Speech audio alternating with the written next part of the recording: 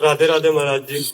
महाराज जी, आजकल बहुत सारे ऐसे प्रश्न आ रहे हैं कि 1 जनवरी 2025 से नया साल लग रहा है, हम अपनी गलत आदतों को छोड़ना चाहते हैं। महाराज जी, इसमें हमारा इसमें एक वो था महाराज जी, क्या होता है कि नियम तो लिया बट कुछ दिन बाद फिर टूट जाता है महाराज जी, ऐसा क्यों और इसको कैसे दृढ़ करें? देखो, बिना भजन के आप में पावर नहीं आएगा और बिना पावर के कोई संकल्प रुकता नहीं है। जैसे हम कसम खाई, संकल्प लिया, तो उसके लिए हमें पावर तो चाहिए, अध्यात्म बल। वो मिलेगा नाम जप से। जितना नाम जप करोगे, श्री हरिवंश नाम बल लहो, अपने मन भाई सब कहो, रहो शरण हरिवंश की। जब हम आचार्य और गुरु की शरण में होकर उनका नाम जप करते तो हमारे अंदर बल बढ़ता है। आज से नहीं करूंगा तो नहीं करूंगा। अब बल नहीं, हमने कसम खाया और मन ललचा रहा है तो 2 दिन 4 दिन 10 दिन लड़ेंगे, इसके बाद फिर गिर जाएंगे। तो हमें लगता है अगला पैर यदि हम ठीक से जमा लें तो पिछला अपने आप उठ जाएगा, उसके लिए प्रयास नहीं करना पड़ेगा। तो हमें कसम खाने की जरूरत नहीं है, हमें नियम में आने की जरूरत है।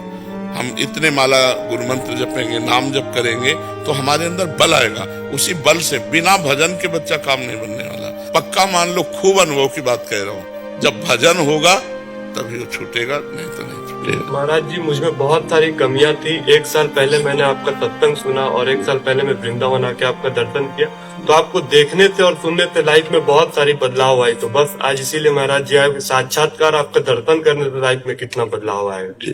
भगवान की कृपा होती बच्चा, है तो 5 भौतिक शरीर है, भगवान की शरण में है, बस बात उनकी है। आप कृपा करते हैं और जन की बड़ाई करवाते हैं उनका खेल।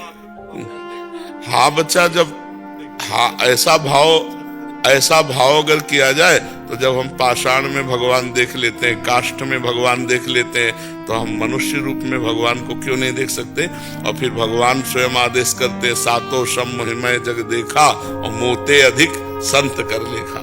मोते अधिक संत कर, मोरे मन प्रभु अस विश्वासा, राम ते अधिक राम कर दासा। महापुरुषों ने कहा हम अपने भाव लगा लें। एक संत एक गांव में गए तो भक्त की परीक्षा कि कौन भक्त है इस गांव में। तो सब लोग आए, महाराज भिक्षा पालो। तो उन्होंने कहा जो 100 यज्ञ करता है उसके हम 100 यज्ञ, बहुत बड़ी बात होती है। वो तो 100 यज्ञ करने वाला देवराज इंद्र की पदवी को प्राप्त होता है। गांव में कहा कि जो यज्ञ करेगा, 100 यज्ञ करेगा या कर चुका है उसी, तो कोई प्रण नहीं ले सकता। 100 यज्ञ के बहुत दाम चाहिए, रुपया चाहिए यज्ञ के लिए। अब गांव से पहले ये था कि कोई भूखा ना जाए, अतिथि भूखा ना जाए, संत भूखा ना जाए, बड़ी मर्यादाएं थी पहले, बहुत मर्यादा थी।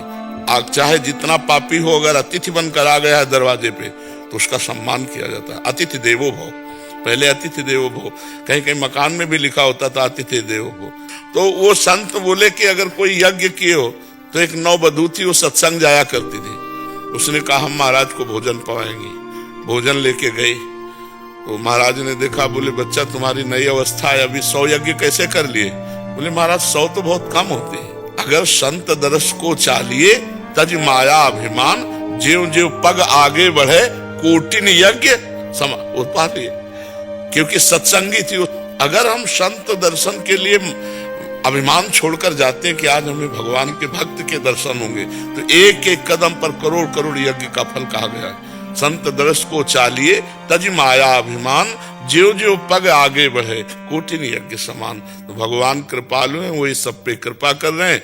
निमित्त अपने भक्त को बना देते हैं जिससे उसका यश होता है। भगवान छुपे छुपे सब वो ही कर रहे हैं, उन्हीं का प्रताप है।